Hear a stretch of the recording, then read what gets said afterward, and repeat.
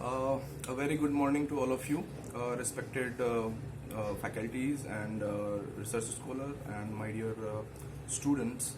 First of all, I would like to thank Indraprasth Engineering College for inviting me for this keynote speaker.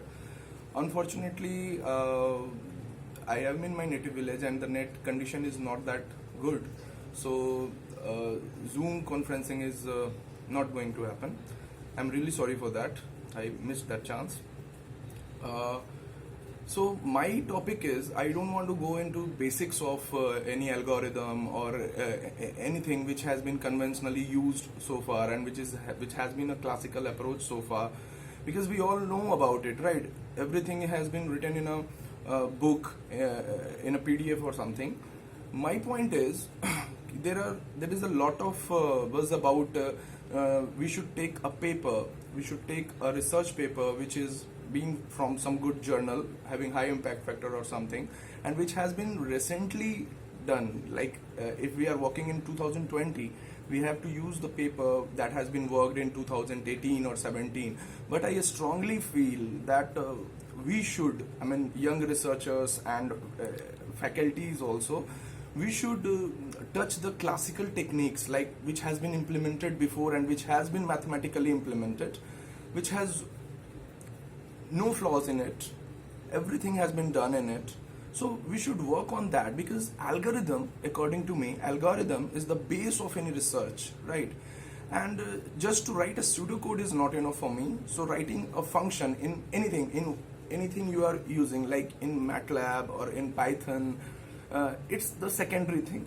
The primary thing should be that we should develop algorithm which should have genuine parameters, genuine quantization, genuine sampling, so that we can challenge some classical technique, like I did in past, like PCA, Principal Component Analysis, which is a very classical approach implemented mathematically. There is no flaws in it. It was introduced in 1901, but there are lots of dimension. I have read lots of paper where I have found that PCA has done some classification error while classifying some subject or some object while doing some recognition, or whether while do object detection or something. There are lots of paper worked on that, and there is no algorithm developed. What we do normally, we take PCA and we have said that we have combined it with SVM or kernel SVM, or we have give this result. But this is not a kind of research we want to do, right? We have to do what PCA is something which is very much efficient in all its working or everything. But what dimension I have found, suppose a person having same person having mustache or same person having no mustache can be detected as different person. That is the backdrop of PCA.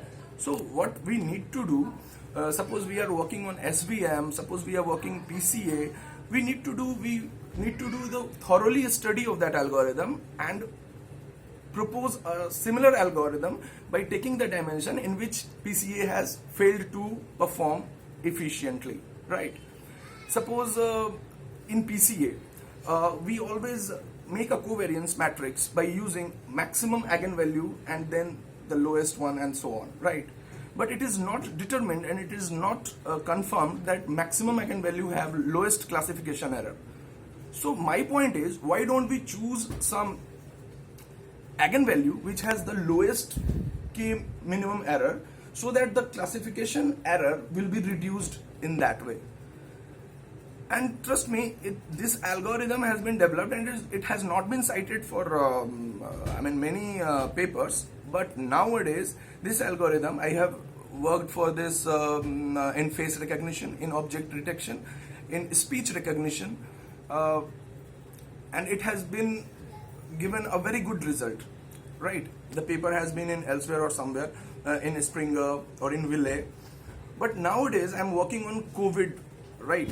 And the same algorithm, the proposed algorithm, which has challenged PCA, right, that it has dimensionally reduced the dimension of the subject, but on classification error, it is failed to get the efficient result. So that same algorithm has been implemented in COVID, and now it's been in, it's been in a very high impact factor journal called Nature, right? And it has been accepted by some major revisions also. But finally, hard work get pays. So I have gone through with many PhD Viva, many MTech Viva, and everywhere I got to know that we have to take latest paper or something. Latest paper is fine, but the algorithm we should follow, the algorithm we should change should be the conventional one, which has been, proposed and implemented mathematically before, right? Even though we can choose some dimension to work further on with, right? And after choosing that dimension, we should propose our own algorithm so that the work has been at least count in some real-time application or real-time scenario. So this is one of the example. The same thing can be done in computer vision, image processing. It can be done in OpenCV or MATLAB. It is not mattering at all. Trust me, the tool is not mattering at all, right? So I would like to encourage you to do your research by taking the latest paper for sure, but not going with the paper proposed work only. Just go with some classical approach which has been like back propagation in 1970, right? This type of thing. So that thing will be counted, and that will be also having some real-time application and real-time values for that research, right? Whether you are using it in healthcare or whether you are using it in surveillance system, it would have some values. Otherwise, just to satisfy the thesis requirement or 2017 paper and improve it by 1% or 2% is not okay for any researcher. That's what my personal thought is. So thanks a lot, and I'm so sorry that the session is too short, and I would like to meet all of you guys and give another discussion along with you, but due to COVID, everything has been devastated and so on. So please take care of you, and just think what I have said. I'm really stick to it that we should not go for some latest paper and improve the result, and that's our work is. We should go with the classical techniques only. That's my point is still. Thank you so much. Thanks for hearing me.